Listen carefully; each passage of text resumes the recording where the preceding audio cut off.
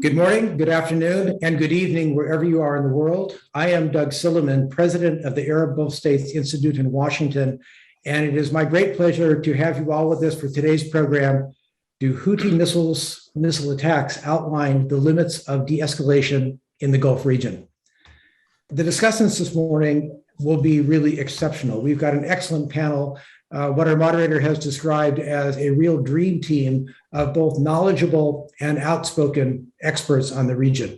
So if you'll give me just a moment to introduce them briefly, you can find all of their full bios at our website, agsiw.org.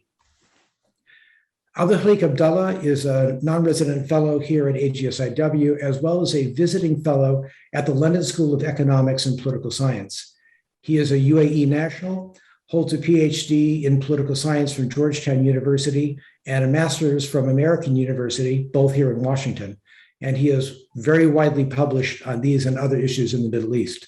Welcome, Dr. Abdulkhaleq. It's good to have you back in the program with us at AGSIW. Stephen A. Cook is the Senior Fellow for Middle East and Africa Studies at the Council on Foreign Relations. He is an expert on Arab and Turkish politics, as well as U.S. Middle East policy, and his work has been published and read widely.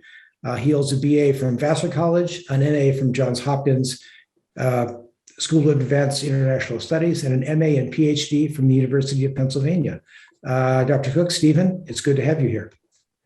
Kim Ghattas is a non-resident senior fellow at the Carnegie Endowment for International Peace.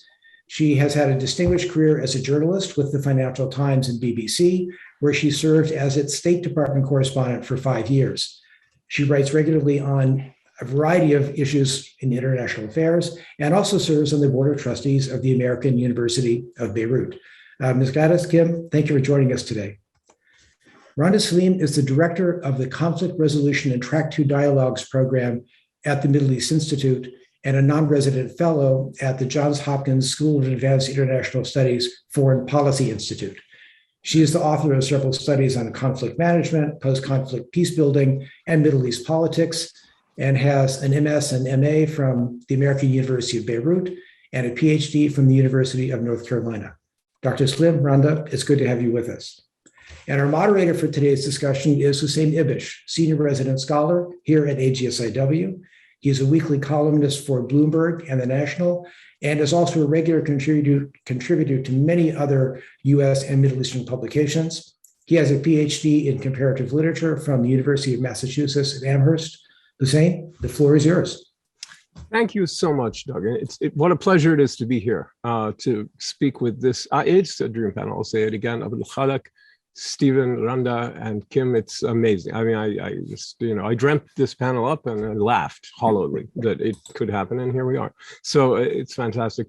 The other surprising thing, other than the fact that we assembled this collection of experts, is that, well, it's maybe not surprising, but it does sort of upend our plans of it, is that Russia has invaded Ukraine, which is a sort of geopolitical black hole, right? It sucks everything in. There's an event horizon which we can't really escape here, and so we're going to have to talk about that. But having said that, I think I'd like to frame the issue that we're going to look at very quickly, which is the emergence of and prospects for the continuation and stability of a new atmosphere of de-escalation and at times rapprochement between former antagonists in the Middle East. It's the way I see it, and I think the common understanding is that after about a decade of pretty consistent and across the board confrontation and conflict of following the Arab Spring upheavals in Arab republics,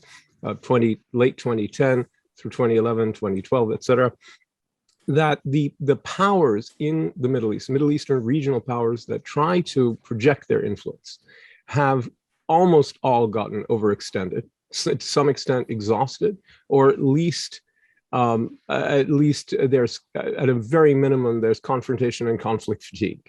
And that about a year and a half ago or 2 years ago, they started to pull back from confrontation and conflict as much as possible, particularly after the experience of the maximum resistance campaign launched by Iran. Incidents like the missile attack on Abqaiq and Khurais in September 2019, I believe, by Iran, and other incidents that reminded everybody of the costs of confrontation and how quickly those things can spiral out of control and produce effects that nobody really wants. So in that context, my take, and I've been using this phrase for a year and a half now, is that we've entered into a period, very shaky, very fragile period of consolidation, retrenchment, and maneuver. And what I mean by consolidation is these countries, these regional powers, trying to keep on to what they have gained during that decade of confrontation that is cost effective and that they feel they need to hang on to, while jettisoning stuff that is not cost effective or that is non-essential.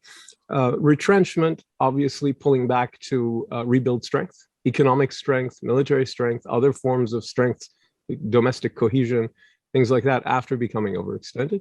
And by maneuver, I mean the turning away from confrontation and conflict, whether direct or proxy, to try to promote interests and protect security through diplomacy, through politics, and through commerce and investment. And ultimately, I would say infrastructure would be one of the strongest sort of bulwarks, frameworks that could keep all of this going. Maybe we can talk a little bit about the role of infrastructure, that the role infrastructure could play in making this sustained. And the reason we would do that is this is very, very fragile. That the underlying tensions have not been resolved. One very big change is the sort of collapse of the Brotherhood across the region as a viable political project, which set the stage for the reconciliation within the GCC with Qatar, and also the rapprochement that we see going on between Turkey and the UAE, and I would suggest likely Turkey and Saudi Arabia, even though the Cypriot leader was just in Riyadh. But you know,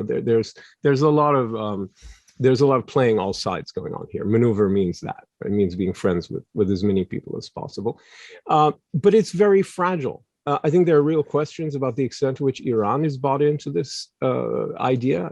Certainly, there are local actors, the Houthis in Yemen, who have taken the war in Yemen to the UAE with these missile attacks and disrupted regional stability, and other actors like the Assad regime in Syria, which are not done at all with fighting, which see plenty to be gained on the battlefield.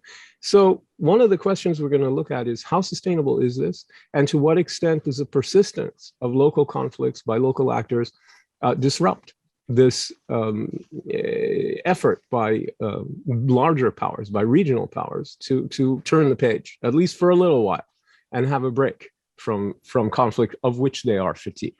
But before we get there, let's look at Ukraine. Right? Ukraine obviously places the question of global stability and the rules of the game as laid out by the UN Charter in grave question.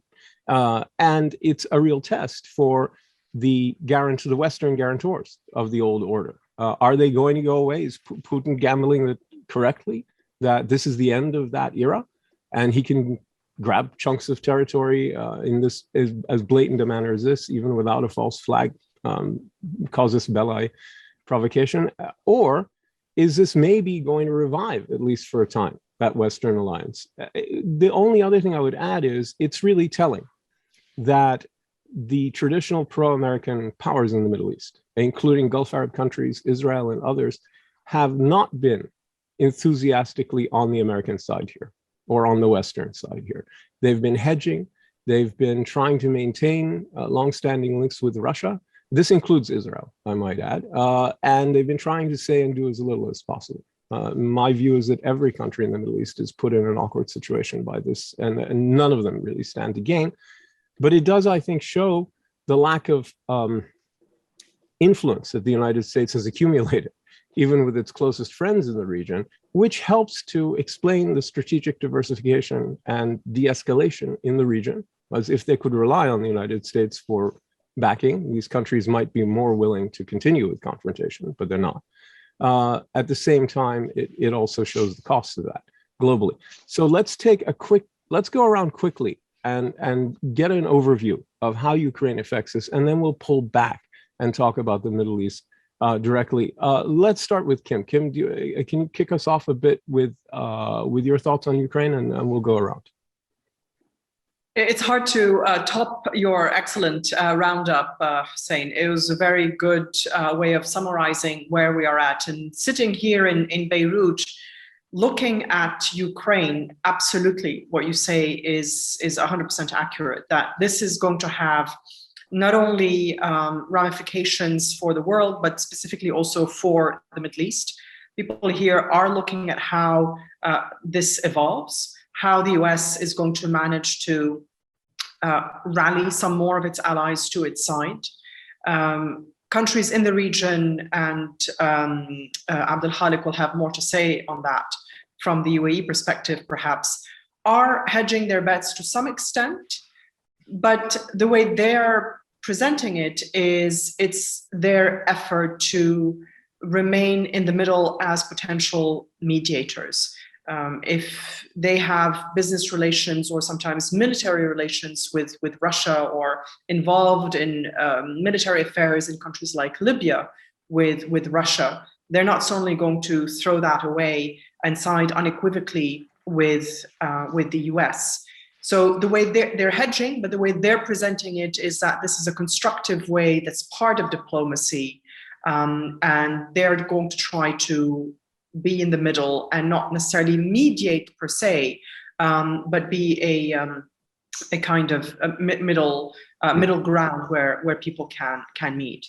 But what has struck me most is how some of what we're seeing in Ukraine, and I'm writing a piece about that for The Atlantic, actually takes me right back to Libya and the NATO intervention there, and how Vladimir Putin experienced that intervention. And for him, the no-fly zone that came from the vote at the UN on which Russia abstained was very much a sign of Western duplicity for him, from his perspective. He felt that at the time, President Medvedev had been duped, and that this was just the beginning of a long chain of events, including revolutions and military actions that would eventually reach him. Right. And then, of course, he saw the fate of Muammar Gaddafi, and he would have thought, never will this happen to me. So there are very different perspectives as to why Putin is doing what he's doing today. Did it start in Georgia? Did it start with Ukraine in 2014? Did it start with the collapse of the Soviet Union in 1991, which he lived as a humiliation? But all of these are correct, of course. But for me, the moment that is overlooked to some extent is how Libya features in his thinking.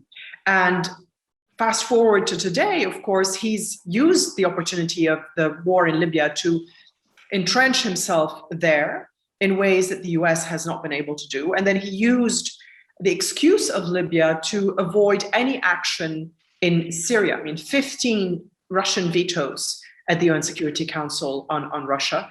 And today, Russia is very much part of, Syria is very much part of Russia's sphere of influence. And the fate of the Middle East and of countries like Syria kind of hangs in the balance as well, depending on how things are going to unfold in Ukraine.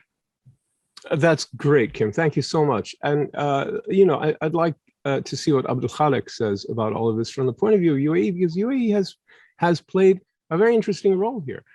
Clearly, if you'll excuse me for saying so, and correct me if I'm wrong, but it seems to me clearly and openly preferring the imperative of strategic diversification over the imperative of remaining in lockstep with the traditional strategic partner, which is Washington. Well, first, thank you, Hussein, for having me in this dream team of yours. I think you also correctly and rightly described this unfolding Ukrainian crisis as a black hole. And if it is that way, then I think the best option is not to be sucked into this black hole.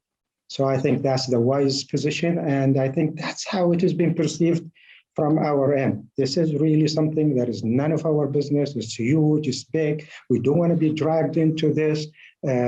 So I think maybe the best option is to stay as neutral as possible and as far away from it as possible, especially in this early stage as it evolves and we don't know where it is going to go. So that's, I think, what the feeling here from where I am, UAE, but it's not just a UAE thing. I think it is even an Arab thing, a Middle East thing. Look at the countries who signed to the Arab League document. 22 Arab states have signed to documents saying we have nothing to do with this. We like to stay neutral. We like to play as a positive role as possible if it is allowed. Look at the entire Middle East, except for Turkey. Maybe Steve will look into that even a bit deeper. Almost Israel, the closest friend and ally, was also there, not taking a position to condemn Russia. So not just the Arab country, not this UAE, not the Arab Gulf states, but the entire Middle East. Not only that, but I was also want to bring to your attention that nearly 53 Muslim countries out of 56 of them, except for Turkey, once again, have taken also this, let's just wait and see and let's not be dragged into it. Which means if you look at all of this totality, it's not the UAE which took this neutral stand, but nearly 45% of the entire United Nations members of the United Nations have taken also that position. So that's one thing. We don't want to be dragged into this huge black hole that you rightly described it. But there is a second thing. How is this going to impact de-escalation momentum? I think to a large extent, Hussein, it is not going to be directly affected, okay? I think maybe there will be some indirect ramification for this de-escalation momentum, but I think it will eventually, as of now, I think the impact is going to be very minimum, and that is because the de-escalation momentum is regionally driven rather than American driven or globally driven. So from that perspective, I also want to, bring to your attention that if we are talking about de-escalation, we try to limit the impact of the Ukrainian crisis on our own region. The region had enough of this problem of its own, so we do not want to be dragged into a larger European-centered crisis that is unfolding in front of us. That's a great explanation. Thank you so much. Randa, what do you think about all of this? I see. I'm going to make 4 quick points about how Ukraine is likely to affect the Middle East in the future, especially from a Russian perspective as well.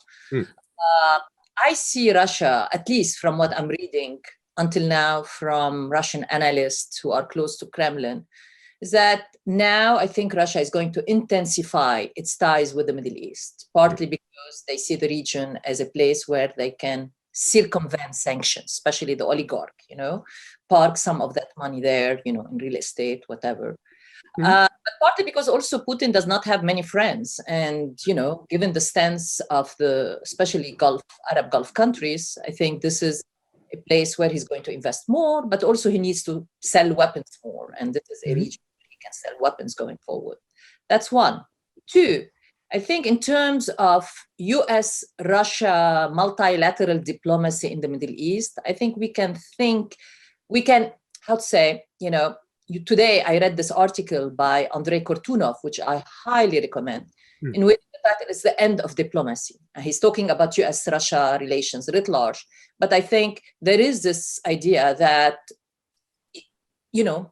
that diplomacy, joint diplomacy in the Middle East, which has worked until now, for example, or has been, in Syria, in deconfliction and others, might be coming to an end. But however, on the other hand, I think, especially in Syria, given the diversion of resources or that Russia needs to put in the Ukraine, I don't see an escalation in Syria. You're going to your point, about Assad. I think Assad might see this as an opportunity to escalate. I don't think Russia will be interested in open conflict right now in Syria, partly because all the resources it has to put in the Ukraine. And I don't see an escalation, but also I don't see, for example, the political process which Geir Peterson has been pushing for some time, going anywhere. I've never believed it's going to go anywhere, but now I think there is a coup de grace to it. It's over.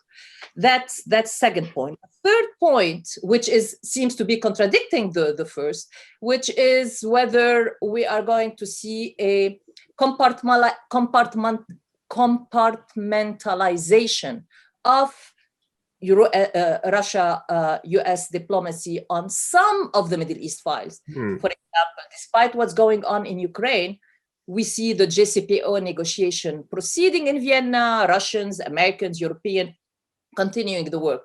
Are we seeing more such files going forward being compartmentalized? Will the Yemen, for example, until now, the US-Russia position on Yemen has been pretty, convergent, and so are we going to see that end, or are we going to see that continue?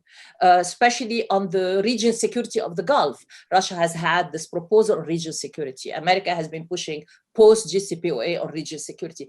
Are we going to see that, diverge rather than converge going forward? And finally, the issue of Syrian refugees. You are going to see less and less attention given the enormity of the refugee crisis that we are going to see, and we are seeing already, in the Ukraine. 550,000 refugees after 6 days of conflict. It took like few years of war in Syria to reach that number of refugees. We have seen that after 6 days of conflict. Imagine, once he starts bombarding, carpet bombing, Kharkiv, Kiev, how many refugees?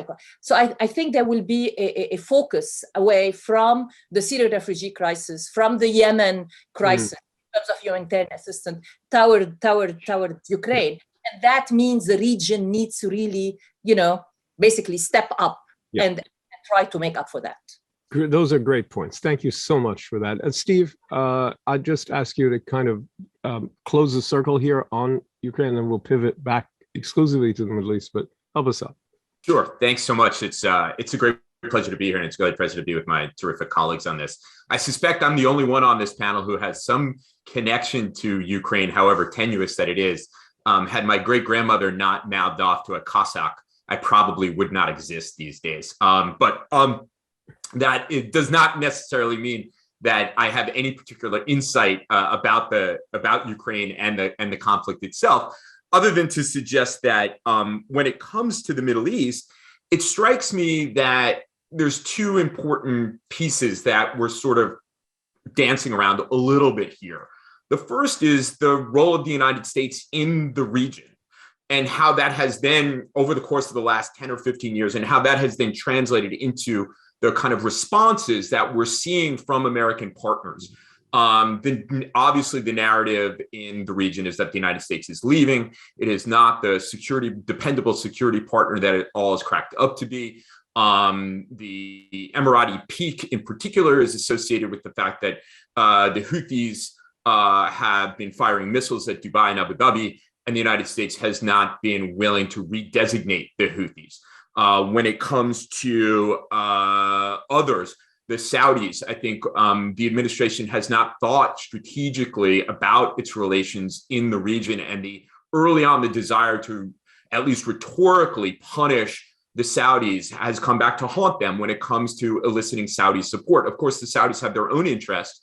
A very expensive per barrel of oil helps the Crown Prince build NEOM and do other things that he would like to do. But I think that there is, again, this accumulation of the United States is leaving, that the United States is seeking to replace its traditional security partners in the region with Iran as its primary interlocutor, are things that are playing in this somewhat, to be diplomatic, somewhat ambivalent attitude towards U.S. desire to have its traditional partners in the region on its side. And I think it was best encapsulated by Mansour al-Marzouki, who's an Emirati, who on Twitter wrote, "Dear Europe, your Russia is our Iran. U.S. once said, try to share the neighborhood.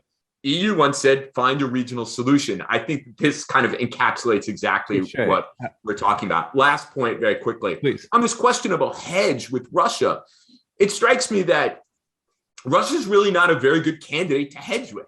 I think Randa may have mentioned that, the Russians may look for an opportunity to buy, to sell Russian weaponry into the region. If you are a security planner in the Gulf, based on the last 5 or 6 days, you don't want Russian equipment. You don't want Russian doctrine. If Russia can't take Kharkiv, if it can't take Kiev, a bunch of guys my age holding old rifles in their hands, I'm not sure that this is the best candidate for you. All that being said, Russia has some cards to play because it controls the airspace in Syria, forcing the Turks and the Israelis to take the position that has been. But Russia really offers the region very little. It's not a source of finance or investment like the Chinese. It can cause trouble. And that's why it's important in the region. I'll stop there, and I'll throw two things down. It's the UNCOLA. It's not the United States. So that offers things. And then the other thing is it positioned itself as the universal interlocutor. It talks to everybody, and that's now all this stuff about power and will and reliability. That's a Potemkin policy. But you're right. Yeah, go ahead, Randa. I think this hedging, position is going to become untenable with time, and it's going to. It could. Yeah. I mean, with if the conflict continues, you're right. Yeah. Yes, I think the longer it looks like it's going to continue. Ukrainians are preparing for a long-term insurgency. I think it's going to become hard. And if that happens, it's going to be very hard. And I'll give an example, which is assets stashed overseas. Exactly. In Dubai, if Russian oligarchs get sanctioned, there's going to be issues in the Middle East. So let's move back to the Middle East. So, go ahead, Kim. You were going to say something. I just wanted to add something which will help segue into the de-escalation. Possibly is that I think the hedging is also possibly about building leverage. What can the Emiratis and the Saudis and others get out of the US in return for expressing support. One thing that the Saudis like about Russia is that it does not stand in the way of Israeli strikes against Iranian assets in Syria, for example. There is that. I mean, as you just said, Russia controls the skies, and if it were to interdict Israeli jets going after Iranian assets, the Saudis and the Emiratis wouldn't be too pleased. They like this sort of work being done by the Israelis to try to contain, to some extent, the Iranians.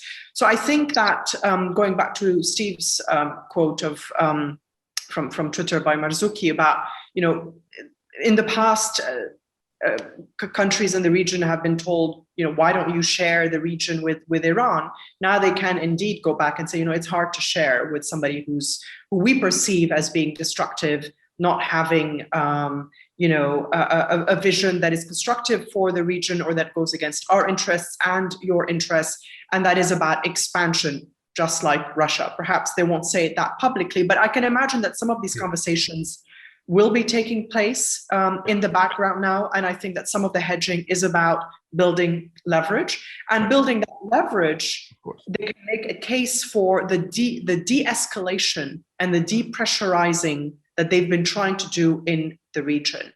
And I'll end just saying that a lot of people say that the regional dialogue, the efforts to de-escalate, the work on infrastructure, energy between Israel, Jordan, and the UAE and others is because the US is retrenching. I don't really see it like that. I mean, yes, the US is doing less in the region, but it's asking its allies to do more. Right. And, I see that American diplomats are quite active in the background to encourage some of these movements, actions, discussions, etc. And that helps the US do less militarily and do more diplomatically, but standing in the background and have this coordination between Gulf allies. I think we should circle back towards the end to the question of burden sharing and strengthening US allies in the context of an alliance rather than everybody on their own. And that is raised by Ukraine, right? In other words, Ukraine, the situation could strengthen that. A thing that has been dying and atrophying for 20 years could be revived or not. Let's come back to it. But let's get into the de-escalation itself. And I'd like to begin by asking each of you, what do you think has motivated the different key powers in the region to engage in dialogue, de-escalation, and rapprochement? And how far do you think each of them will take it? And if any of you want to focus on a particular power, let's say if Abdulkhaleq wants to tell us about UAE and Gulf Arab countries, if Steve wants to focus on Turkey's role here, anyone wants to talk about Iran, that'd be great.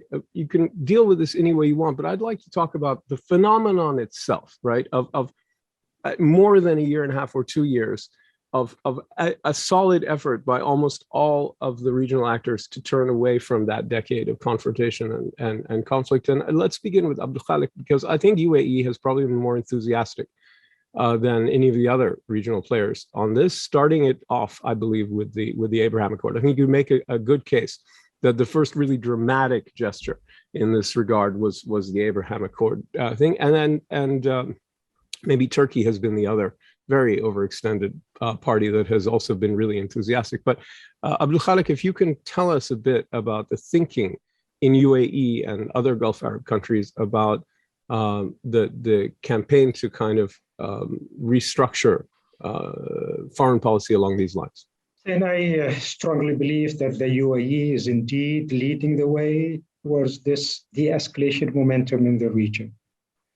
And the UAE is taking the lead on many fronts. You just mentioned one of them, normalizing relationship with Israel, going all the way to Syria, and then all the way to Turkey.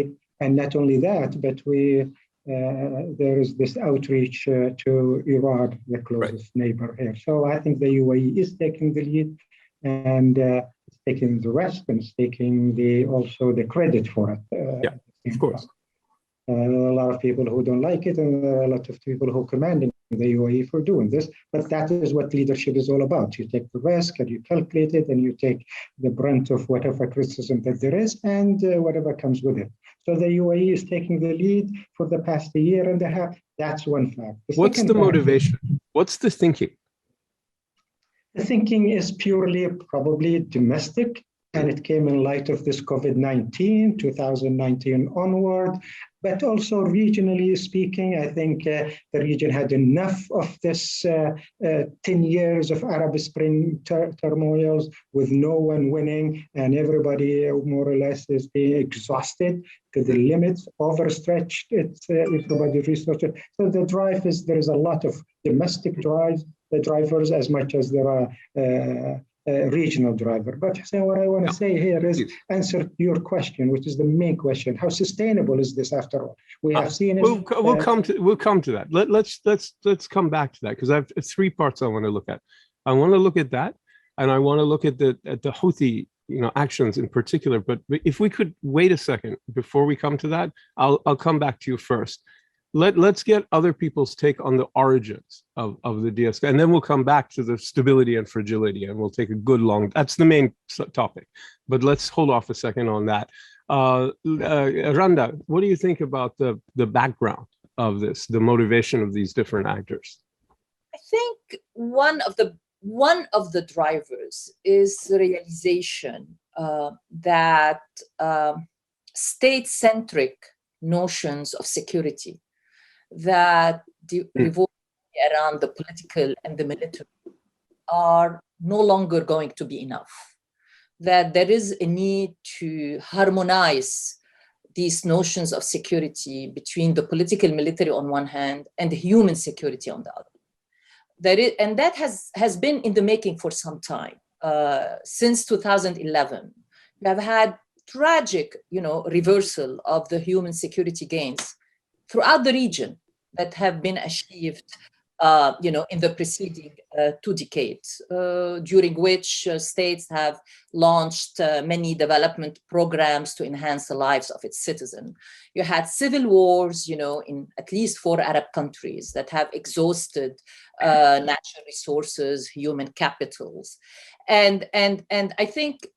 And then you have the COVID. I totally agree with Abdulkhaleq that if there is a catalyst for this, it has been COVID, because they came to realize that it's not only about one country security; it's more about regional security. There's an interdependence there, and regional human security that focuses not only on military threats, but also focus on pandemic threats, on environmental threats, on climate. And then you have population that is now more and more demanding of the governments. And as you said earlier, diminishing returns of the old policies. They have reached really an end where they have exhausted those policies, and it's time to think anew.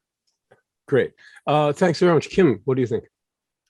Yeah, I couldn't agree more with both Randa and Abdulkhaleq. So, not to sound repetitive, but absolutely. I think that, to put it more bluntly, everybody ate a lot of humble pie. Yeah. It looked easy at the very beginning to go into Yemen and to go into Libya and to support fighters in Syria, but trying to be a power, regional power, let alone a superpower, is actually quite hard work.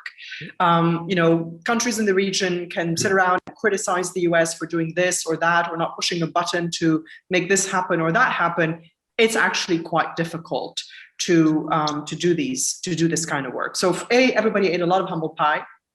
B, absolutely, the pandemic focused everyone's minds. It really affected everyone's economy, trade, etc.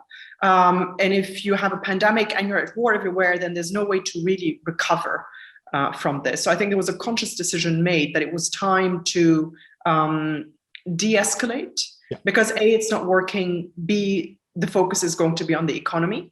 And just even sort of inter-regional trade has been affected by all the different conflicts and the uprisings. And that's partly why, if you speak to the Jordanians, they'll tell you that they tried the overture to Assad in a slightly less flamboyant way than the Emiratis, but they tried this overture to Assad because of security and because of trade, including because of trade, because they've really suffered from not having this border open. Right. Will it be lasting? That's the next part of the conversation. Right. That is the next part of the conversation. But thank you so much, Steve. Your take, but I'd like you to focus, if you want. I'm inviting you to focus on Turkey, because Turkey, on paper and in many ways, arguably easily the most powerful country in the region. I mean, much more than Iran or any of the Arab states. It's a remarkably powerful country, at least on paper. But it ended up quarreling with everybody. I mean, who didn't it quarrel with? Northern Cyprus, right? The GNA government in Western Libya, Azerbaijan, and Hamas, right? That's it. And Qatar. That's a very small group of people. It's not an all-star list, right? No, it's not. So, talk about Turkey, and also how overextended even a remarkably powerful country can come if it doesn't restrain itself. Right. Well, I was planning on talking a lot about Turkey. I have a kind of broader perspective on this, but I will situate Turkey within it. And just to echo, I mean, the great thing about being called on last is you get to, assimilate streams of wisdom from your other panelists and then make it your own. But just to echo in stark terms what Abdulkhaleq, Randa, and Kim have said, is that basically the strategies of the states in the region, the kind of use of quasi-hard power or hard power itself, just didn't work. It just didn't work. Just look at the record of the Emiratis in Yemen or Libya. Yemen became a losing prospect. They bet on the wrong horse in Libya. The Saudis, obviously, bogged down in a quagmire in Libya. The Turks in Syria have not achieved what they've wanted to achieve, and their bid for sub-regional hegemony in the Eastern Mediterranean was blunted by a series of countries, including Gulf countries, bandwagoning against it. And just the successful example only is Iran as a disruptive force. Exactly. That's it. That's nothing, exactly achieving right. Nothing, just messing up its neighbors. Right. That's precisely the case. And so what these countries have found by the fact that their hard power didn't work was that actually they're quite vulnerable. All of this activity that the Turks have undertaken in the name of, in large part, Erdogan's domestic politics, came up against a faltering economy, which was also about his domestic politics. And he suddenly was in desperate need of tapping into large sovereign wealth funds in the Gulf. And that requires a change, a pivot. The Saudis and the Emiratis have discovered, much to their dismay, that the United States would like to move on from the Carter Doctrine and the Reagan corollary. And they, for all of their sophistication, they are vulnerable in the region, but they don't yet have the ability to provide the kind of security that the United States promised under the Carter Doctrine and the Reagan corollary. Let me just add quickly, I know we're going to pivot to it, and this is what makes me question whether this is actually durable, is that I don't get the sense that everybody is falling in love with each other here. I don't get this. I think that you have competition by other means. So, for example, take the Turkish and Emirati thing. I mean, it's extraordinary. The Crown Prince of the UAE went to Ankara just a year ago, the things that were being said in Ankara about the Emiratis, and then a return trip, the things that have been said in Abu Dhabi about the president of Turkey. What it strikes me as, at least from what Emirati motivations seem to be, and Abdulkhaleq, correct me if I'm wrong, is that by using its financial wherewithal, the Emiratis can better influence what is happening in decision-making in Ankara than by supporting counter proxies to the demonstration of Turkish power wherever it might be. But I think, there's a limit. There's a limit to this because I think there's a tremendous amount of mistrust. I think when Erdogan goes to Saudi Arabia, it's going to be profoundly awkward on a variety of levels. Much more difficult. The Turks are chasing the Egyptians around the Mediterranean. The Israelis are going to go to Ankara, but they made a big show going to Greece and Cyprus first. So, I mean, I think you've put a lot of really good things on the table, which are caveats, like how far this can go. Right. And I would invite Abdulkhaleq to talk about UAE thinking on Turkey, but also, we see a very concrete Abdulkhaleq, kind of like a return of the repressed here in the form of Houthi missiles and drones actually striking in deadly attacks inside UAE and Abu Dhabi, killing workers and whatnot. And so, I'd like you to respond to Steve in general, but also, how do you think UAE policymakers and society is processing those attacks? I mean, this had to have come as a very disruptive shock, and it was a provocation, which UAE did apparently not decide to indulge. So it restrained itself from doing something stupid by giving the Houthis whatever they wanted in an overreaction. But it's still a big conundrum. So I would like you to talk about all of that stuff, if you would. Well, all of that stuff needs 15, 20 minutes to address. Well, try to do it in 3 or 4. But let me do it as precisely as possible in these 2 points I'd like to make. First, addressing the momentum, the de-escalation momentum, which I think is a strategic decision, long-term investment, at least from where the UAE stands. It's not a short term. It's not driven by quick responses and tactical positioning. I think it's a long-term investment, and I think it's going to be as sustainable as possible. Although it is still in its first 5 minutes of the hour, so we should expect along the way a lot of hurdles, a lot of difficulties, a lot of bumps along the way. So so this from a UAE perspective at least, and from others, I think this is here to stay. It's not going to be derailed because the Houthis have decided to fire a missile or 2 or send a drone or 2 into Saudi Arabia or UAE or any other Arab Gulf state. So it is a huge strategic investment after 10 years of engaging with hard powers, with whatever powers, to face up to forces of chaos in the region. I think its time has come, at least from a UAE perspective, which is leading the way, is to disengage and reach out to everybody, including this difficult neighbor, which is Iran, which is getting more difficult by the day. Now, come to the Houthi attack. I think the Houthi attack had a zero impact, nearly zero impact on UAE in general, in UAE's confidence, in UAE's foreign policy activism, or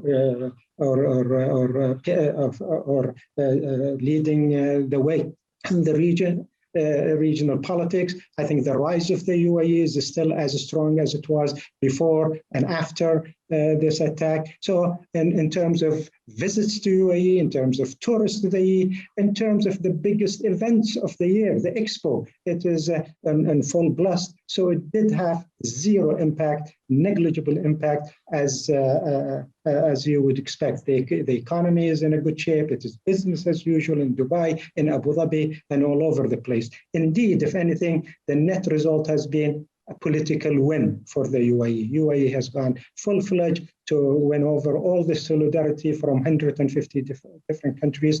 And the best of all, we got that Security Council Resolution 2624 just last night to classify the Houthis as a terrorist organization and maintain that arms embargo in it. So in total, I think the UAE turned this attack to its own advantage. And I think it is not going to derail what I call the de-escalation momentum. Our reach to Iran will stay as it is. Our reach to Turkey is at all times strong. And same thing when it comes to Syria, Israel, and so on and so forth. But I think a lot of us do think, let's say, Kim, we can bring you in, that there's a great deal of fragility here. And Randa, you and I have discussed this many times.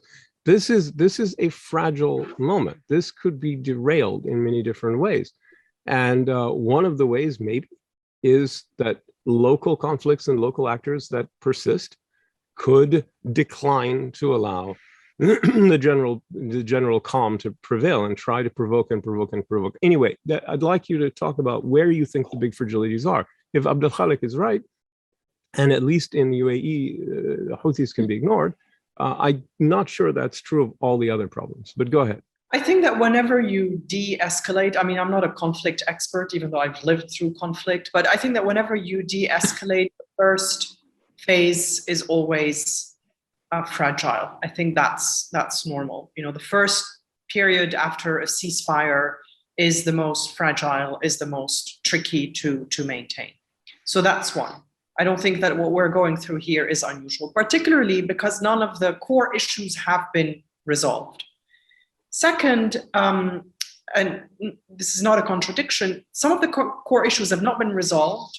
And then there are disputes that, to me, frankly, or as an outsider, if you're not an expert, it's unclear what was it about? You know, what was the Qatar dispute about? I mean, if you can go to an embargo so quickly, and you can undo it just as quickly, then what we're talking about is a fragility that has to do with personalities, with interests shifting overnight because a different calculus has been made by the ruler.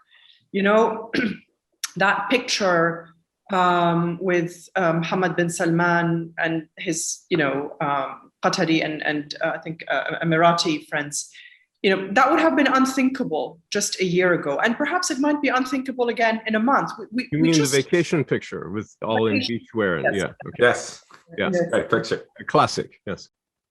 To me, that really said, okay, well, what was it all about? And similarly, for Erdogan to, or for the Emiratis to make up with the Turks, and for Erdogan to potentially go to Saudi Arabia, we know what that's about. We know that it's about him also eating some humble pie and realizing that he's not making headways and that his economy needs to be on good terms with the Emiratis and the Saudis.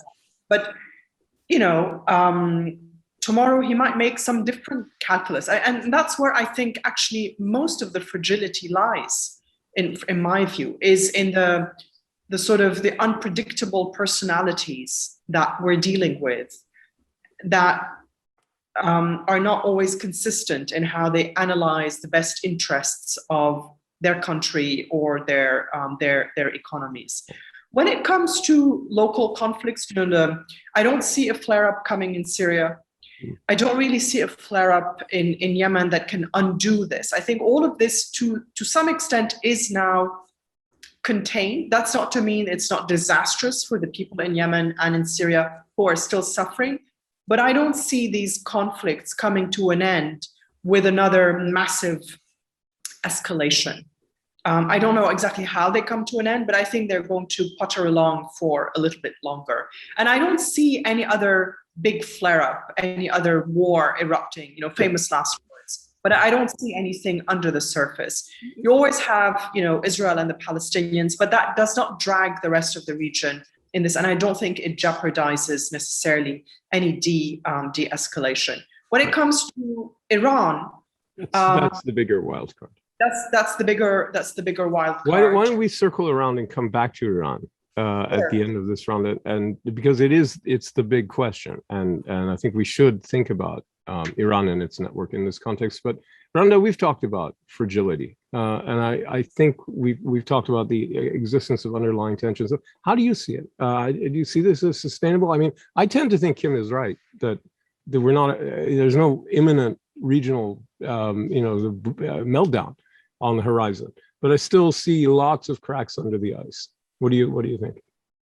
I tend to agree with this approach, with what you said and with what Kim and the other panelists said. I think there are, like, if I would say, 4 major challenges to this de-escalation momentums that will keep it fragile for the foreseeable future. That will not undo it, but will keep it fragile for the foreseeable future. The first one is this huge trust deficit that exists among the leaders, but also among the peoples in the region. And that's going to take a long time, to overcome. It will require a lot of confidence building measures and a lot of trust building measures. That's one. Two, and the problem with that is that it shrinks the space where you can, intervene to prevent any small dispute from escalation. Because of the lack of trust, it's very easy for any small dispute to, escalate and then undo the whole thing. I don't think small dispute will escalate, but that's, in my opinion, the problem with the lack of trust, with a huge lack of trust.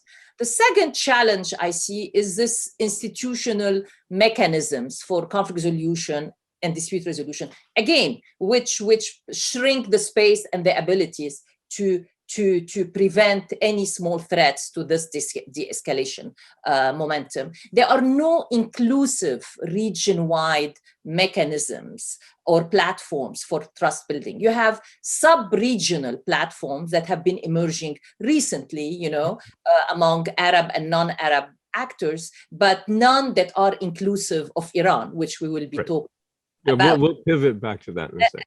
And then the third point I want to say, which, maybe the lead into, is that there are, conflicting visions still among these big regional, big regionals, Iran, Turkey, Saudi Arabia, Israel, about the future of the region, about their role in the region. And I don't see that being overcome anytime, in the near future. So these are the challenges that I think will keep this process fragile. And finally, it's something that you said in talking about the Turkey UAE rapprochement, that in one of the pieces you wrote, Hussein, when you said it's starting to be undergirded by an institutional framework, an institutional economic framework. I don't see any of these talks or processes that are taking place between UAE and Iran, between Saudi Arabia and Iran, even having reached that stage. There are no institutional economic platform or framework to undergird them yet. Yeah, no, I think that's right. And I want to emphasize the really smart point that Kim made about the difficulties of establishing any kind of system between states that don't themselves have regulated, a framework for decision making, but it's done ad hoc by personalities on the phone rather than in a structure. So like you build a structure out of non-structures is very hard. But before we come back and circle back one more time, I want to ask Steve how he sees it, because I think he looks at it from a slightly different Washington angle. And, how does this look from kind of a U.S. foreign policy point of view? It's a bit different. It is certainly a bit different from a U.S. foreign policy perspective. I do think, though, that there's a recognition that there is some fragility to this rapprochement. But what strikes me, and something that we began with, is that for so many years, the United States has been seeking to push a regional strategic consensus. And now there seems to be one that exists with, quibble around the margins on this, but the United States is on the outside of it, if only because of what we talked about earlier. And I also am not at all convinced that US officials are all convinced that these rapprochements are durable or necessarily in the best interests of the United States. Now, let me just talk one quick second about the durability issue, because I had written about it and had been worried about it. A couple things. One, I'm not sure, I take Abdulkhaleq's point, but I'm not sure more Houthi missile strikes and drone strikes on Dubai and Abu Dhabi are things that the leadership can continue to absorb over a period of time. I'm not sure that any state would be willing to absorb even episodic, periodic attacks that are intended to send a political message that do damage or kill people. So that's one, kind of blatant, stark fragility. But I think the larger point here is something that Kim was getting at, and that is that personal political calculus has been involved in this determination to de-escalate, right? So let's just take Turkey, one of my countries. Erdogan's personal political calculus dictates either his pragmatism or his adventurism. And that can change very, very quickly. His personal political calculations dictated this desire to be a dominant regional power. When that ran up against problems and he was starting to pay for it politically in a variety of ways, then we see the pragmatic Erdogan. And your point is that can flip anytime. If the political calculation changes, then the policy. Yeah. Right. And here's one of the questions that I have about it flipping and its impact on the UAE and Saudi and others.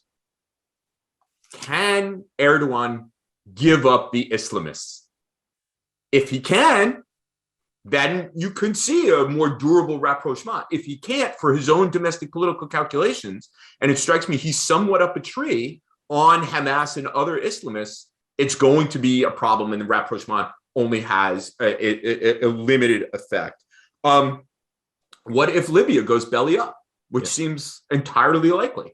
The other point is that another reflection of this, and this is not just something that is limited to Erdogan, but it strikes me the way in which the Qatar blockade ended reinforced for me that this was mostly about personal beef among leaders, not really the long list of strategic issues that they each rolled out against each other.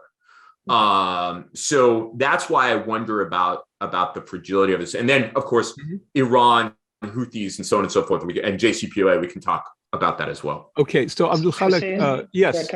Yes, I was about to invite you to do that. Go right ahead. Okay, thank you, because I think I have a different take than probably what Randa and Kim, and to some extent even Steve have said. From where we sit here, I think it's safe to say that we see that the glass is half full rather than the glass is half empty, as you guys probably see it from Washington and other places. And I see more good news than bad news, at least in the past 2 years. And I venture to say that we will see more good news as we head into 2022. And I think also that there will be less tense Middle East, less tense region, then more tension coming up in the near future, which all takes me to the conclusion maybe that at this moment, I think we're all throughout the region, probably, certainly here in the United Arab Emirates, more optimistic than pessimistic, despite the fact that we had one round of attack from the Houthis. So I think there's plenty to go and say that this de-escalation momentum is here to stay, and there is a big will, and there is a good investment into it. And I think the drivers for it is it's all domestic, regional, rather than American driven. And for the first time, we are probably heading for a Middle East that is unlike the Middle East of the last 10 years. And mostly has to do with the leaders, yes. Yeah. No institution, not necessarily state to state. Actually, politics in the Middle East is basically done on a personal level. So you're making the argument that this is a strength. Is that right? That this is a strength because okay. This is a feature of Middle East politics. It is the feature of Middle East. It is not necessarily. We are not in Washington. We are not in London. We are not in Paris. We are not. We are in Middle East, and in Middle East, leaders take the decision, and they take the whole country into that direction. So I have a follow-up question.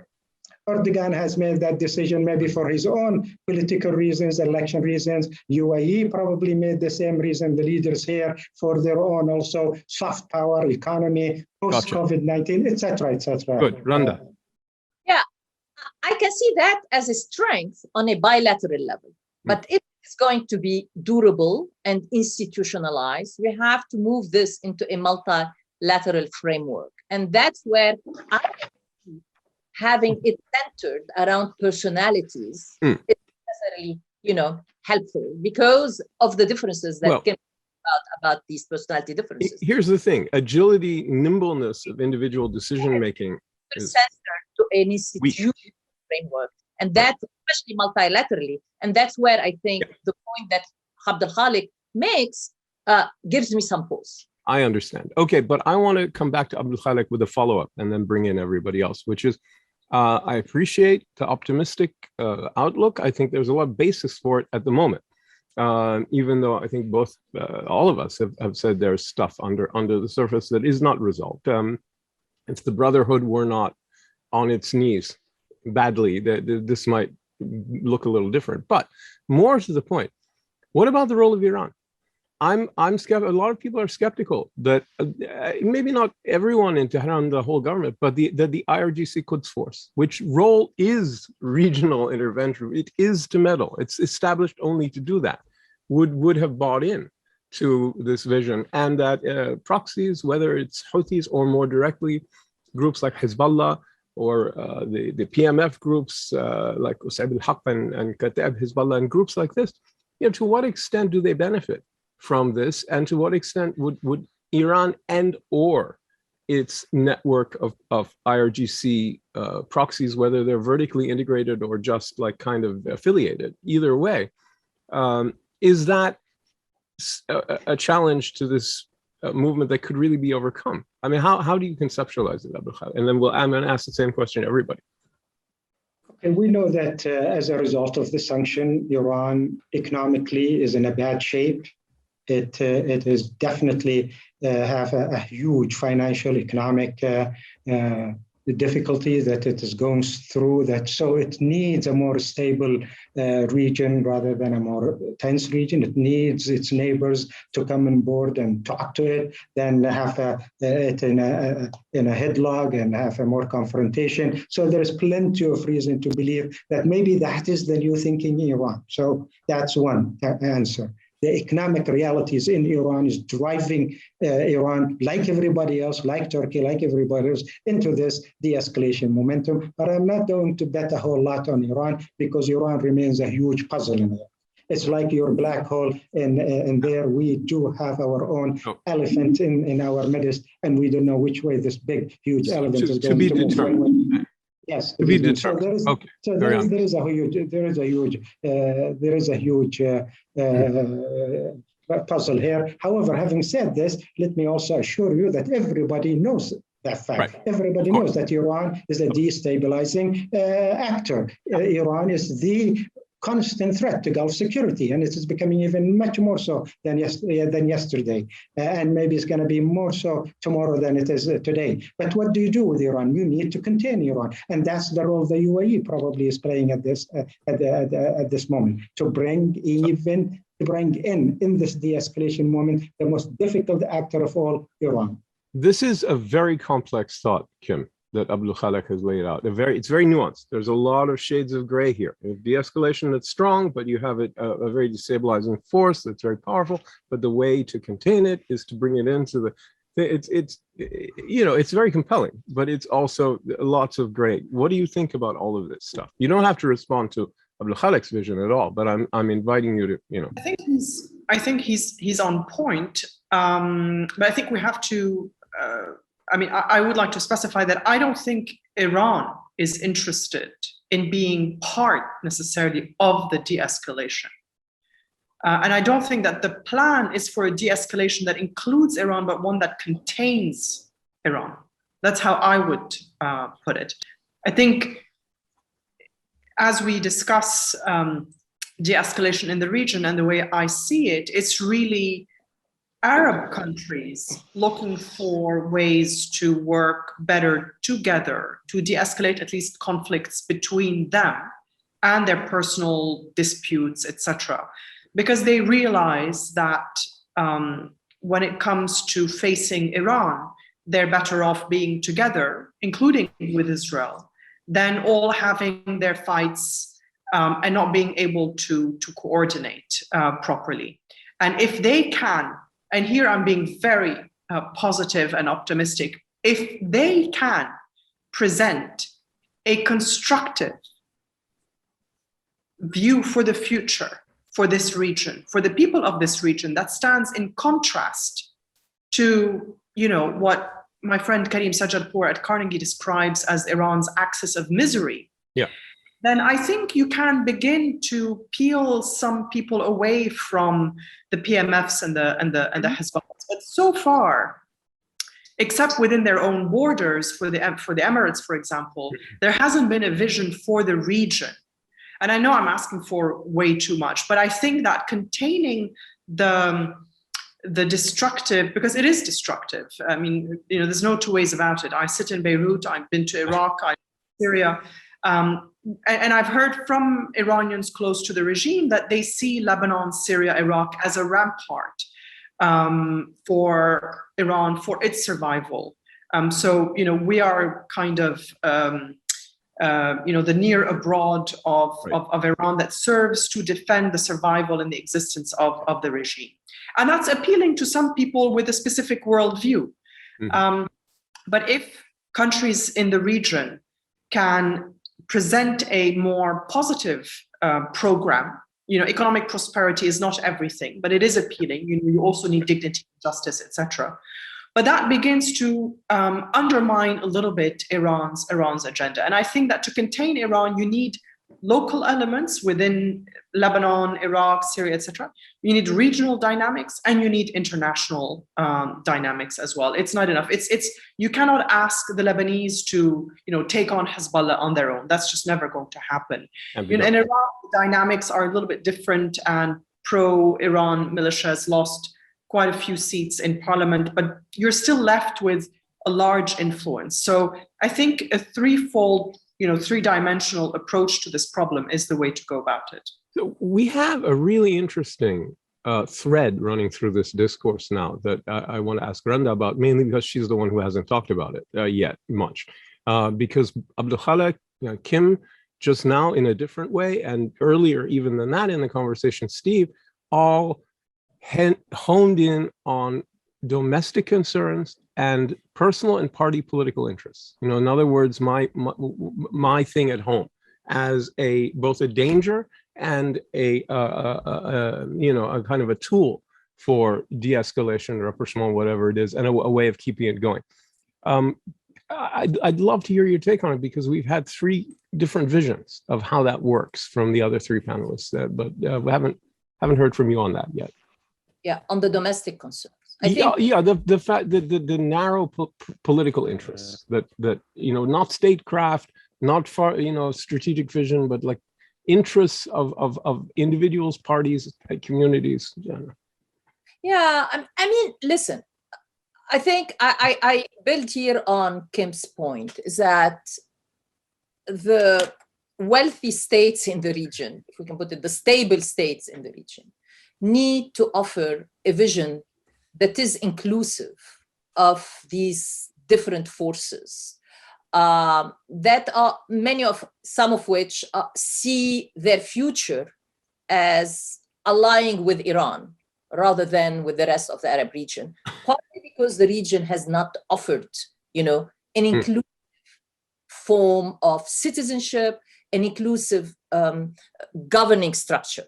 And that's where I see, for example, Hezbollah, and I'm going to talk about that as a test case. Hezbollah is playing to date on these feelings of a big community in Lebanon, the Shias, not being part of an Arab Sunni region. I'll never forget meeting a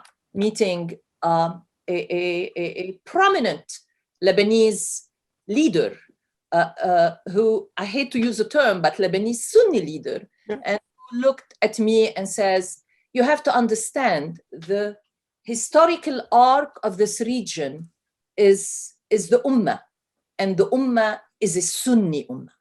And this is the kind of language, this is the kind of politic that translate into a kind of exclusive politics that the Houthis of the world are, banking on. Oh, they love it, yeah. Of the world are banking on. The PMF of the world are banking on.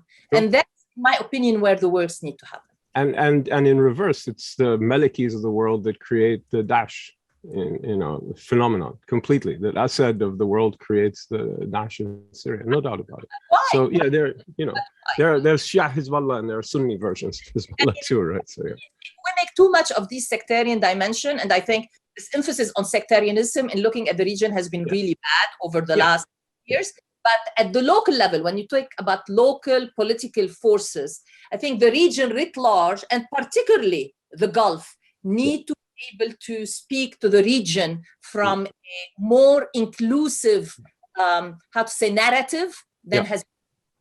No, that's a really good point, because it is inherently divisive, right? I mean, those kind of identity, that kind of identity rhetoric is only going to play to the lowest common denominator. So I think that's a very good point. It can't really help de-escalation. So I appreciate that very much. And that's what Iran is, of course, of the narrative, right? Absolutely. Absolutely. It's the raison d'etre of the RGC and its whole activities is precisely that, defending X, Let me just say to the audience, please, if you want to ask questions, I'll bring them in. I've been looking at them. They're interesting. I've already incorporated a couple into the conversation. Put your views, your questions on Q&A, and I'll try to bring them in. We've got another 20 minutes or so with the indulgence of our panel. And I'd like to kind of sort of go forward and moving kind of beyond personalities and really narrow interests that we were talking about, or the way you overcome it, which Randa was saying, by not focusing on those manufactured or exaggerated differences, communal differences that based on identities that are very just tools of crude politics. That there's the question of how investment. I talked about commerce in the beginnings. We've talked about diplomacy. We talked about politics. We haven't talked much about commerce. But none of us are political economists. That's fine. We don't have to be. But there is a commercial aspect to a lot of the de-escalation, at least on the planning stage. Certainly, the UAE talking about a $10 billion fund for investing in Turkey, the currency swap, almost $5 billion. The currency swap to prop up the lira. This is a major thing. But all over the region, there are plans for pipelines. There is a plan for a tunnel between Iran and Qatar. There's a plan for, I mean, I don't know how Saudi Arabia is going to feel about that, but it may or may not go forward. The proposals to link electricity grids all over the region, proposals to exchange electricity for water, to exchange oil for water, whatever. I mean, this stuff is in the air. So what I want to ask all of you is, and you can talk about any aspect of this phenomenon you want, but I'm most interested in the extent to which infrastructural projects, more even than investment, more than money which can be put in and taken out and grabbed, but physical, bricks and mortar or electrical infrastructure unification, things like that, to what extent can they help provide a kind of a real, tangible, a touchable framework that would make this more sustainable, that would provide incentives beyond the political, that would help keep this going, or is that a fantasy? I don't know. I mean, let me begin. Kim, you look like you have something to say. Go right ahead, and then we'll go to Abdulkhaleq and Go ahead, think we. So I'll say two things. One, this was one of the least integrated region, and it was, when it comes to trade, when it comes to energy cooperation, when it comes to electricity grids, it was one of the least integrated region, and that was something that American officials were constantly going on about. But there was, to some extent, some integration, and there was a lot of trade, and that trade came to a screeching halt. Overland routes were halted by the uprisings and the breakdown in security and borders closing between countries. And the loss of trade runs in the billions of dollars. I was trying to quickly look up the number. I had it not that long ago in front of me. It runs in the billions of dollars. And that's, a huge loss. And that's one of the reasons why Jordan has been so keen to try to figure out whether it can revive this trade and be a land route again and open the border with Syria. For Lebanon, it has choked Lebanon's agriculture because Lebanon exported so much via land through Syria to other Arab countries. And I remember there was a time when you could get in one of those shared taxi rides in Beirut, go across the border, spend the day in Damascus, and then cross the border and have dinner in Amman. And you had people vacationing, people from Kuwait or Saudi Arabia, getting in their cars with a ton of suitcases spilling out of their, trunk, driving over to Lebanon for the summer. And I think people miss that to some extent. Now, in the Emirates, in Kuwait, and Saudi Arabia, they found the progression of society and the opening up of society and of cultural possibility potential has meant that people in Saudi Arabia are perfectly happy now perhaps to stay in Saudi Arabia and spend the summer and visit their own country, and that's great. But there was a time when it was possible to do this inter-Arab travel, and I think that's essential. And it would be great that if we could get back to that. It requires the end of conflicts in various countries.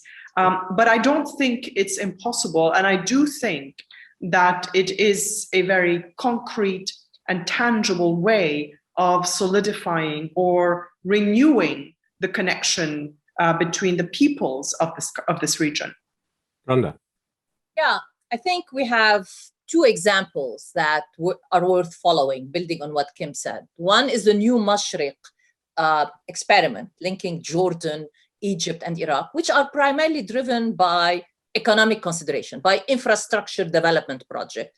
And add to that the connectivity, the electricity connectivity between the GCC and Iraq, which I think are going to really also starting to pick pace because they have been really going on and off, but now they are starting to pick pace. And then on the other hand, you have the Lebanese the plans to integrate, to bring gas and electricity to Lebanon from Egypt and Jordan, granted via Syria. But the point about this is that not only is it going to, try to create these trade links, but the importance of it, especially for two countries like Iraq and Lebanon, pivoting back to our discussions about Iran, is that to bring them back into the Arab fold.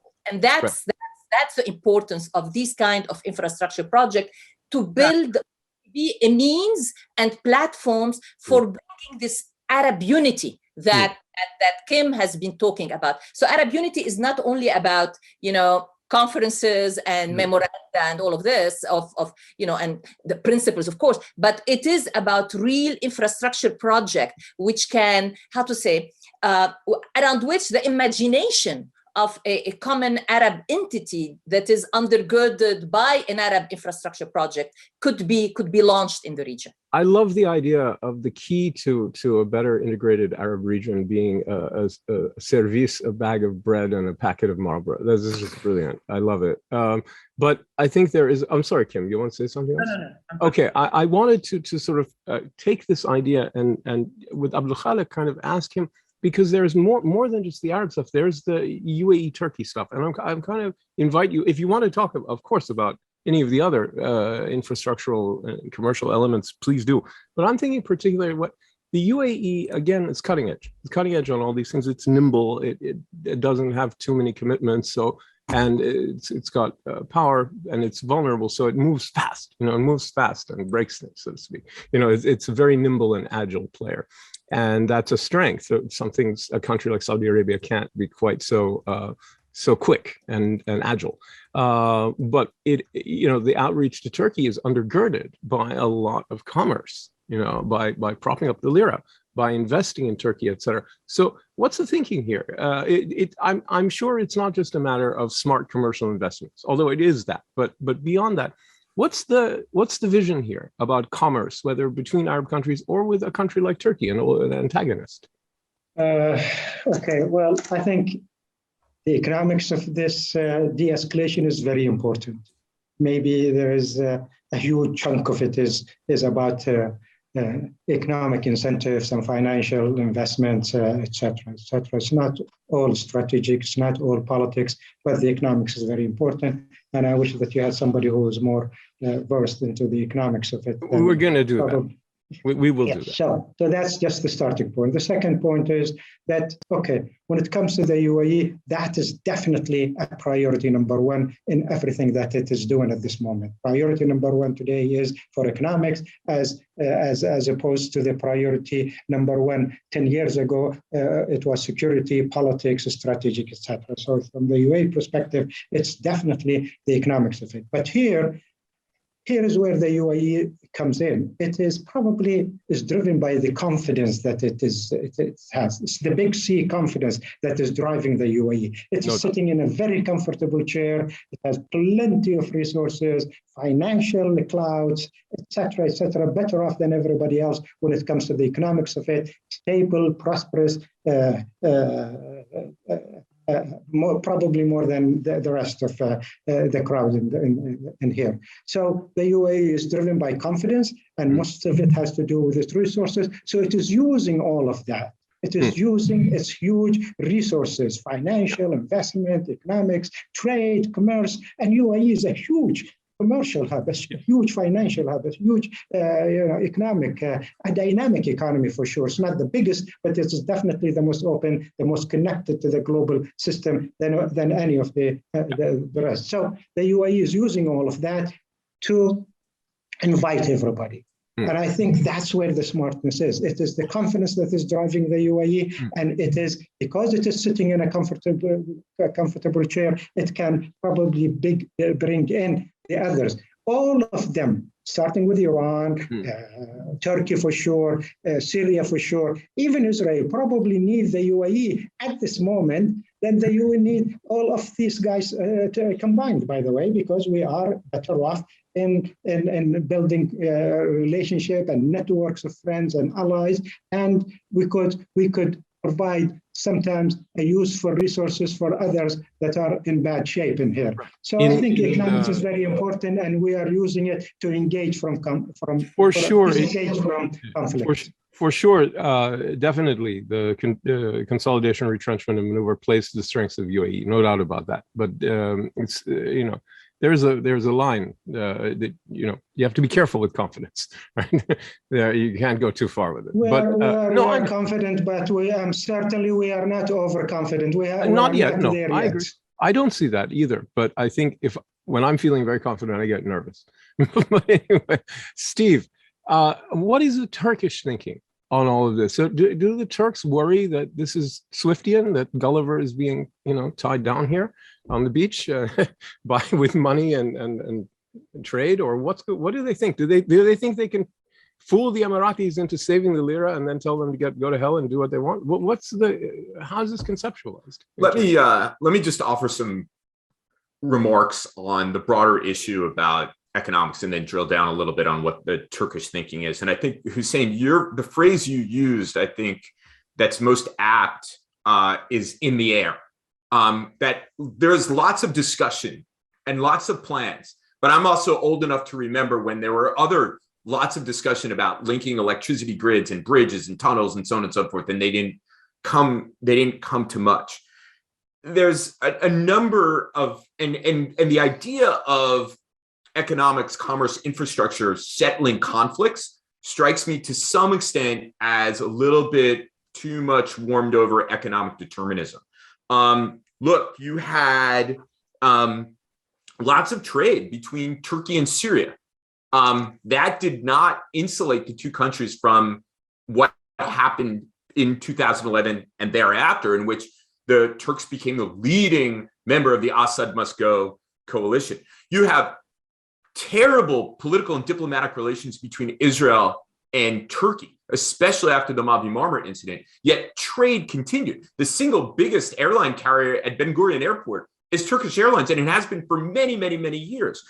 Throughout the blockade of Qatar, the Qataris continued to supply gas to the UAE. So this is not an elixir by any stretch of the imagination. Plus, let me add another wrinkle. If we're talking about big, giant, huge infrastructure projects, who's going to build it? Is it going to be the Chinese? Then everybody's going to start running afoul of the United States once again. So there's all of these complications with it. I think what the Turks must be thinking is this, that the investment from Gulf countries, the UAEs and others, that Turkey is a great investment. And why wouldn't they want to? And that they'll make money, Turkey will make money, and then the Turks will continue to do what it is that they want to do regardless. I don't think that they're worried about being pinned down. I do think that there's an aspect of this to the rapprochement, particularly from the Qatari angle. But the Turks, even in their weakened state, see themselves as a regional leader, a leader in a Mediterranean leader, a Middle Eastern leader, and a Muslim leader. So yes, I'm all for this, but count me as skeptical. Well, that self-perception are the seeds of further arguments, right? For sure, because a lot of people would wonder about some of those claims, and they would, so that get us back to where we were before. But look, I just want to end with a final question, really. I mean, we could try to do a big picture thing, but the one thing we haven't looked at that I would really like to do, and Kim, I'm going to ask you to start because I know you're running out of time, but I want everyone to talk about local conflicts. We talk about, we haven't looked at all. There's a stalemate in Libya.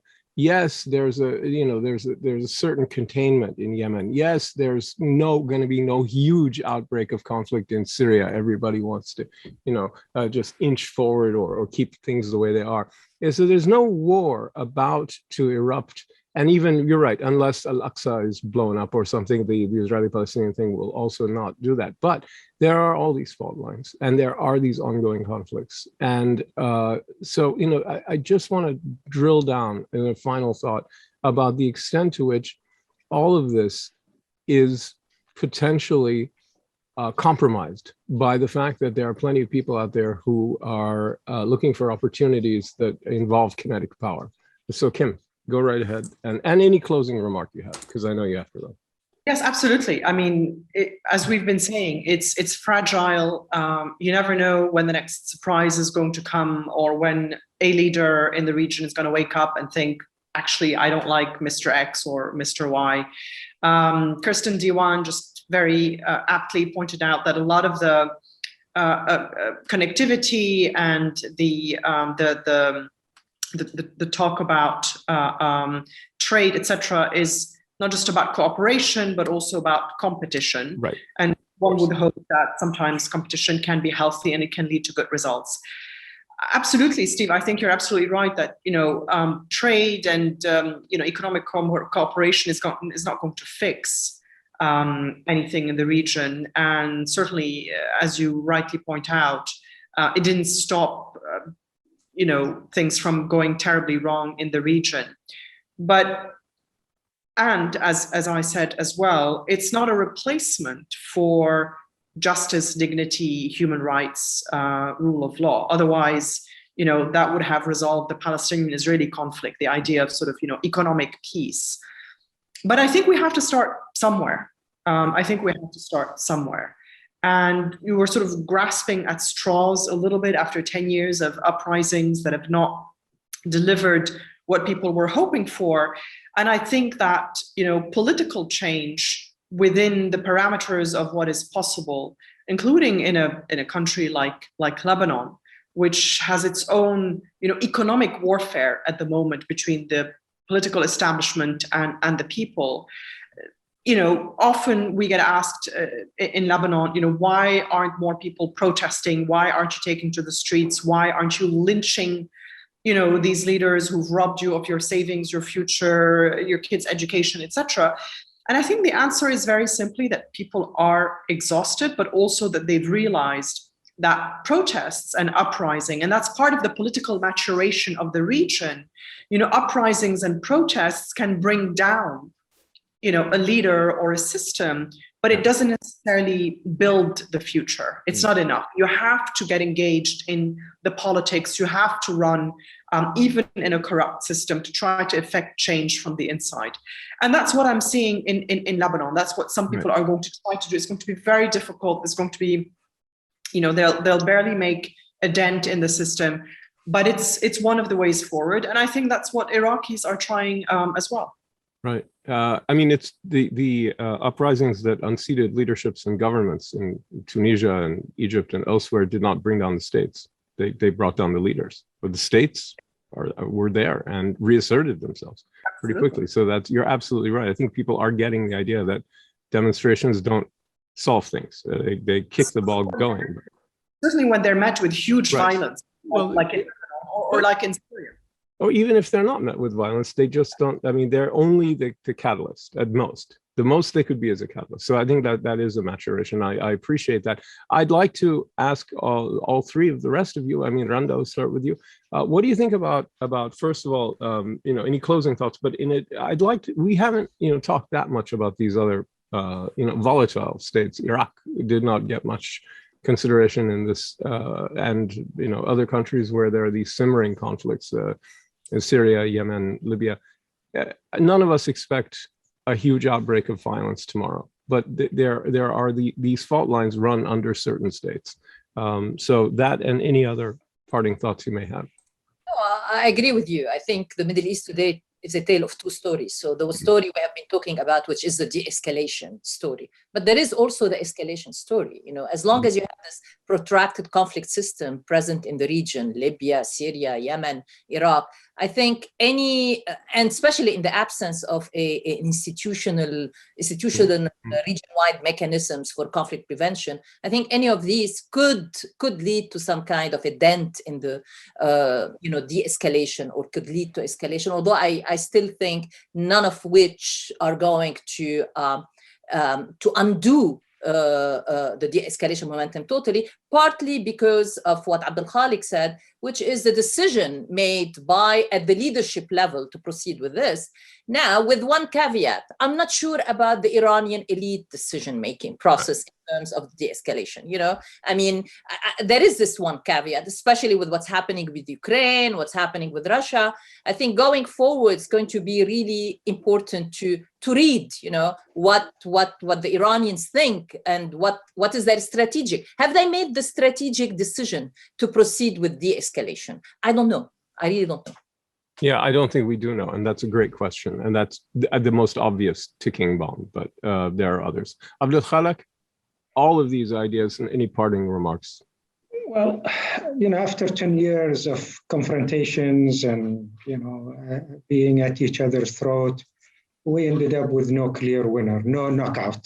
Everybody is losing here and winning here, and half winner and half loser, etc. So after all of that, I think we are in somehow, starting from 2019 with the COVID as a catalyst, I think we are in this new mood that is engulfing almost everybody, and I don't want to exclude Iran either. So there is this mood that everybody wants to be dove for the first time, believe it or not. Nobody is in a hawkish mood anymore, believe it or not, which is the new norm in Middle East. Many people probably out there don't want to believe it, but we sitting in here, we feel it, okay? So it is I think, good for the region, for the region, and I think it is in full swing. We are at the early stages of it, but it is in a full spring, and there is plenty of signs, whether in the local level or regional level, and it is here to stay for, I think, years to come. Very few hurdles. There are a few hurdles, of course, but I think the momentum is big enough and is driving everybody into a region, hopefully, that is better than the one that we had for the past 10 years during the Arab Spring upheavals. Inshallah. Steve, closing thoughts? Thanks. I'll just pick up a little bit on what Abdulkhaleq just said. I think it's pretty clear that lots of people in the region would like to move on. Lots of people. But I do think that there are also people who do not want to move on. And I'll just point out three. One, I think that, as we inch closer, and I think at this point, all the signals would suggest that we're going through, the United States is going to re-enter the JCPOA. This is going to provide an opportunity for people to demonstrate strength. I think the Iranian leadership has to do that. Can't do a deal with the United States and not demonstrate strength at the same time. Otherwise, they have no reason for being. A pillar of that regime is to be against the great Satan. So I think we'll see that. Second problem, I think, is a legacy of PMFs and proxies. Where do these people go? This has been going on for a long time. They've been carrying weapons and engaged in this kind of violent response, the building of ramparts for a very long time now in the region. Over the course of, it strikes me that they will continue. Maybe they're dead enders, but dead enders can have an impact. And then a kind of broader regional look. From North Africa all the way through to the Gulf, Islamists have suffered major setbacks. Morocco, Tunisia, Egypt, other places. That's given a sense of this kind of, among leaders and populations that are opposed to Islamists, a certain amount of confidence.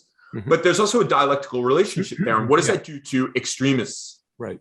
And who have a longer period. And you see the extremist phenomenon in places like the Sahel in North Africa, continuing in pockets in Syria, in Iraq, et cetera, et cetera. Those are things that we should worry about. It strengthens them. It can only strengthen them. Exactly. The momentum goes to the guys with the guns. Right. And especially with I don't know enough about it, but with a Taliban victory in Afghanistan, it's not an inconsequential matter. Well, it does suggest to the guys with the guns that under the right circumstances, they can really win. So that's right. It sends a bad message, similar to the Khomeini message in 79. Yeah. All right. Well, everybody, wonderful panel. Could not have been better. I'm so glad that you joined us. And Abdulkhaleq, you're right. We need to get some political economists to talk about that angle. So we'll talk to those people soon. Thank you very much.